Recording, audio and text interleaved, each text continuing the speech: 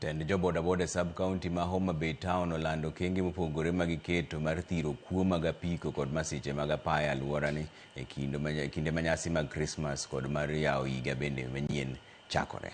E romo mane gibedo godo e kar romo ma Kabunde, tend boda kotelnegi kod jokomgi Richard Opiyo wacho ni ok ginyal yie mondo sekta no njawre ahinya to e kindeni. Gikoni kuo mag apikni mosebedo ka ojimbore e boma ma Homa Bay en achiel kuom gigo ma gidwa ni mokedo godo mar neno ni e kinde mag Christmas kod nyasi mar yawo higa manyien higa mar 2026 jowetegi otiyo gi kue.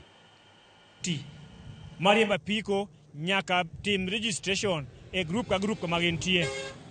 Namba 2, wach mar 2 mwawacho maduong' en ni kawuono kochakore gi sani wadwa chako raid mar Homa Bay sub county ka e stage ka stage mondo wang'e ni to in michung' e stage kanyono e register stage mane to apiko ni ondike ni oa stage mane. Wasetimo nonro ma wayudo ni chakre dwe mar 6 nyaka dwe mar 12 wasewito apikni moingo 50 kendo wasefwenyo hot zones machalo kaka Kadisi apiko lale mang'eny, osiptal apiko lale, e chirni apiko lale. Jomoko be wito apike miere nikech nitie jokuoge mang'ada waya kuonde mochiel to gidonjo gi kwala apikni. Sani wang'eyo maber ni wane Christmas ma ji koro ng'eny e boma ka kendo ji wuotho koni gi koni.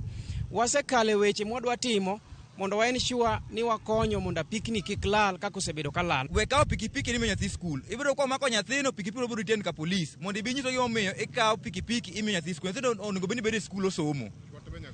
To ibiro kwa discipline nyathini no mikawo pikipiki miyo then ibiro nyiso rito mo mikawo pikipiki miyo nyathino mondo oti godo.